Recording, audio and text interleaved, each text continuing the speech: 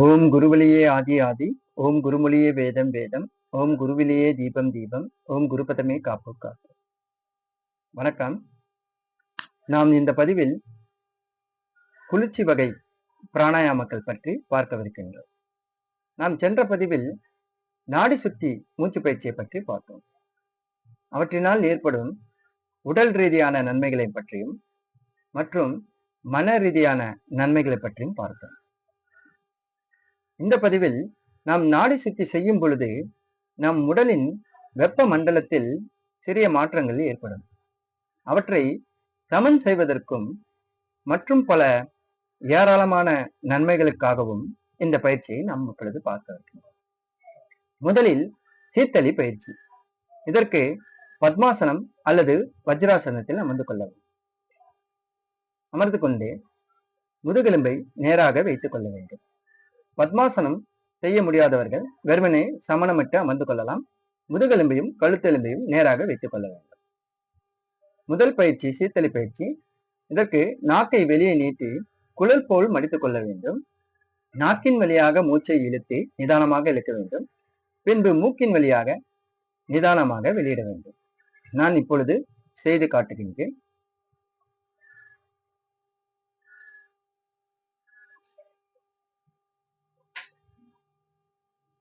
நாக்கை வெளியே நீட்டி குழல் போல் மடித்துக் கொள்ள வேண்டும். பின்பு நாக்கின் வழியாக மூச்சை இழுத்து மூக்கின் வழியாக வெளியிட வேண்டும்.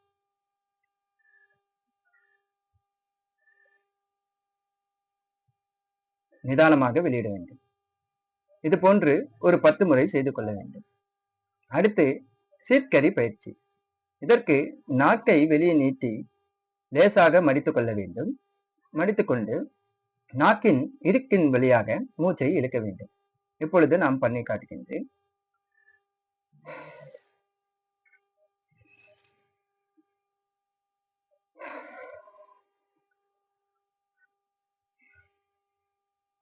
அதாவது நாக்கை வெளியே நீட்டி லேசாக மடித்து 2 பற்களாலும் கடித்துக் கொள்ள வேண்டும். மேற்பற்கள் மற்றும் கீழ்ப்பற்களால். அடுத்து நாக்கின் இடுக்கின் வழியாக மூச்சை இழுத்து வாயை மூடி பின்பு இரு நாசி வழியாக வெளியிட வேண்டும். மெதுவாக.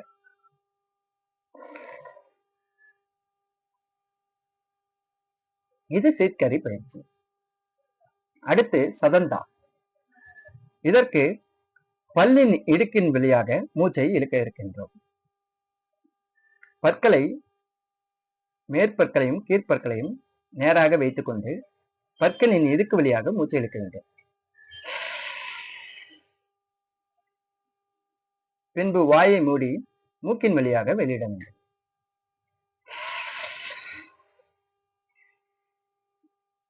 இது சதந்தா. அடுத்து பிரம்மரி. பிரம்மரியில் ஒரு 3 வினாடி மூச்சை இழுக்க வேண்டும். நிதானமாக இழுத்து 3 வினாடி அடக்க வேண்டும். பின்பு உங்களுடைய எண்ணோட்டத்தை தொண்டையின் பகுதியில் வைத்து என்ற ஒளியோடு மூக்கின் வழியாக மூச்சை வெளியிட வேண்டும். அதாவது 3 வினாடிகள் மூச்சை இழுக்க வேண்டும் மெதுவாக. பின்பு 3 வினாடிகள் அடக்க வேண்டும். 1 2 3. பின்பு உங்களுடைய எண்ணோட்டத்தை தொண்டை பகுதியில் வைக்க வேண்டும். என்ற நீட்டு ஒளியோடு மூச்சை மூக்கின் வழியாக வெளியிட வேண்டும்.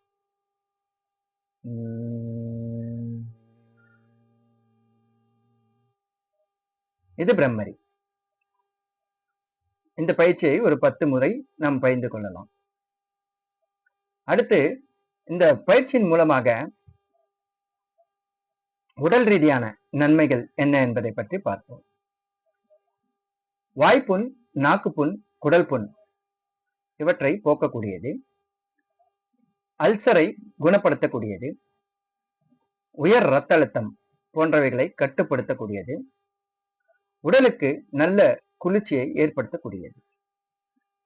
இது போன்று இன்னும் ஏராளமான நன்மைகள் நம் உடம்பிற்கு கிடைக்கின்றது. அடுத்து மன ரீதியான நன்மைகள் என்ன என்பதை பற்றி பார்ப்போம். நாம் சென்ற பதிவில் மனதின் செயல்பாட்டை பற்றி பார்த்தோம். இப்பொழுது இந்த பதிவில் சற்று விரிவாக ஒரு கதையின் மூலமாக நாம் இப்பொழுது பார்க்கவிருக்கின்றோம். ஒரு ஊரில் 2 நண்பர்கள் காட்டிற்கு விறகு வெட்டச் சென்றார்கள். அதில் ஒருவன் காலை முதல் மாலை வரை இடைவிடாது மரங்களை வெட்டிக் கொண்டிருந்தான். மதியம் சாப்பிடுவதற்கு மட்டும் சிறிது நேரம் எடுத்துக்கொண்டான். மற்றொருவன் பல சிறிய இடைவேளைகள் எடுத்துக்கொண்டு மரங்களை வெட்டி கொண்டிருந்தான். சாப்பிட்டு விட்டும் சிறிய தூக்கம் போட்டுவிட்டு மரங்களை வெட்டி கொண்டிருந்தான். ஆனால் அந்த நாளின் முடிவிலோ தன்னை காட்டிலும் அதிக மரங்களை தன் நண்பன் வெட்டியிருப்பதை பார்த்து இவன் ஆச்சரியம் அடைந்தான். உடனே அவனிடம் சென்று, நண்பா, நான் இடைவிடாது நாள் முழுவதும் தொடர்ச்சியாக மரங்களை வெட்டி கொண்டிருந்தேன். ஆனால் என்னை காட்டிலும் நீ அதிகமாக மரங்களை வெட்டி கொண்டிருக்கிறாய். அது எப்படி என்று கேட்டான். நான் பார்க்கும் பொழுதெல்லாம் நீ வெறுமனே அமர்ந்து கொண்டிருந்தாய். ஆனால் என்னை காட்டிலும் நீ அதிகமாக மரங்களை வெட்டியிருக்கிறாய். அது எப்படி என்று வினவினான். உடனே அவன், நீ சொல்வது சரிதான் நண்பா. நான் வெறுமனே அமர்ந்து கொண்டிருக்கும் பொழுது என்னுடைய கோடரியை கூர்த்தீட்டிக் கொண்டிருந்தேன். அதை நீ கவனித்தாயா என்று கேட்டான். இந்த பதிலில் இருந்து இவன் கேட்ட வினாவுக்கு விடை கிடைத்துவிட்டது. இங்கே நான் ஓய்வு என்று குறிப்பிட்டது தூக்கத்தை பற்றி அல்ல, சிந்தனையை பற்றி, கற்பனை வளத்தை பற்றி.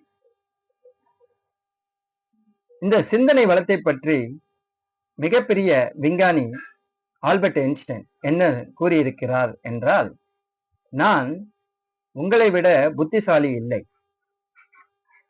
நான் எடுத்துக்கொண்ட செயலில் அதிக நேரம் செலவிட்டு சிந்திக்கின்றேன். அதனால் எனக்கு விடை கிடைக்கின்றது என்கிறார். ஆங்கிலத்தில் imagination is better than knowledge என்று கூறுவார்கள். அதாவது அறிவை விட கற்பனை சிறந்தது என்று பொருள். நாம் செய்யும் செயலை நன்கு சிந்தித்து கற்பனையில் அவற்றை ஒவ்வொரு பகுதியாக திரைப்படம் பார்ப்பது போல் பார்த்து நம்முடைய உணர்வுகளை அதற்கு தந்து நம்பிக்கையுடன் தந்து நாம் உழைத்து வந்தோம் என்றால் நாம் நிச்சயமாக வெற்றி பெறுவது, நாம் செய்யும் செயலில் வெற்றி பெறுவது உறுதி. இந்த சிந்தனைக்கும் கற்பனை வளத்திற்கும் எது அடிப்படையாக உள்ளது என்று பார்த்தோம் என்றால் தியானம். தியானம் செய்யும் பொழுது நம் ஆழ்மனம் அமைதி பெறும். அதன் மூலமாக நம் படைப்பாற்றல் நன்கு வெளிப்படும். இதன் காரணமாக நம் சிந்தனை வளத்தையும் கற்பனை வளத்தையும் நன்கு பெருக்கிக் கொள்ளலாம். ஆகவே தியானம் செய்து நம் சிந்தனை வளத்தை பெருக்கிக் கொண்டு கற்பனை வளத்தையும் பெருக்கிக் கொண்டு நாம் செய்யும் செயலில் 100% வெற்றி அடைந்து நாம் இந்த வாழ்க்கையில் திறம்பட வாழ்வோம் என்பதை தெரிவித்துக் கொண்டு நான் உங்களிடம் இன்று விடைபெறுகின்றேன். நான் உங்கள் வடிவேல் சுந்தர், யோகா மற்றும் பிராணாயாமா சக்ரா மெடிடேஷன் ஆசிரியர். நன்றி, வணக்கம்.